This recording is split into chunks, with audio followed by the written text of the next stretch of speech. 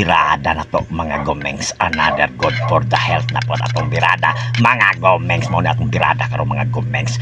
Good for the health, titig na ni kaayo mga gomengs, sayuti og tinapa mga gomengs. Mao lang nang atong birada, mao nang mga ingredients ato mga gomengs. Matik ko man na rin naglimpyo mga gomengs, ready to cook na mga gomengs. Matik din ato ang sintinyal na karahay diha og atong sintinyal labuhan mga gomengs. Butangan sa nato nagmantika diha mga gomengs, painiton niya butangan sa natong asin mga gomengs. Pag init na gani mga gomengs, butangan nato nagbombay mga gomengs. Mikos-mekos tato na diya.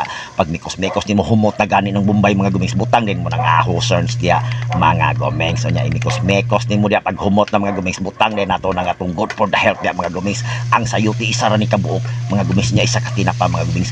Goods na ni kayo mga gomengs. So nya pag mikos-mekos nimo diha mga gomengs, nagisa na nimo pag-ayo ang atong sayuti, butang na nato ng atong sardinas or tinapa mga gomengs. So nya atong dumukon diya mga gomengs, mikos-mekos nato diya. Pag namikos-mekos na siya pag-ayo mga gomengs, butangan na nato nag tubig from the Tamugan River mga gomengs. Isa lang kalabaso nga ng lata mga gomengs. Ana lang ay na kayo daghan na kay masinabaw na mga gomengs. Nya bukal-bukal na sa diha mga gomengs. Chill lang ko diha mga gomengs. Nya pagpusog diha bukal diha mga gomengs, lata natong sayuti, butang na nato natong sibuyas dahon og atong sili or espada diha mga gomengs. Kay mao na gyud ay makapahumot pag-ayo mga gomengs. Dagdag sarap pod na mga gomengs. Nya mikos-mekos nato diha mga gomengs, paabot ka ng kusog gyud kay sa mubukal mga gomengs. Unya medyo lata nang atong sayuti, butangan na nato diha og seasoning mga gomengs. Gamay lang mga gomengs kay para naay malamis-lamis ang atong birada mga gomengs ba.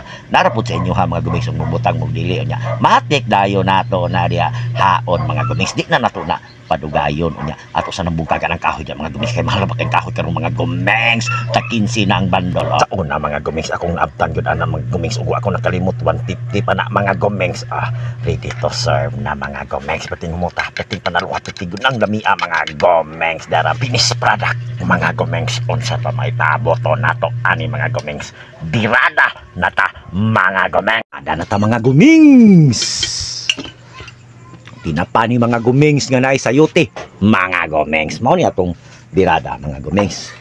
Pero lain ni atong pagkabirada mga gomengs, kay panalo kay ni nya humot pag yun kay mga gomengs. Away mga gomengs, pating humutan gyud kay na diha mga gomengs. Walang halong biro, wala gyud ang halong mga bot-bot diha mga gomengs.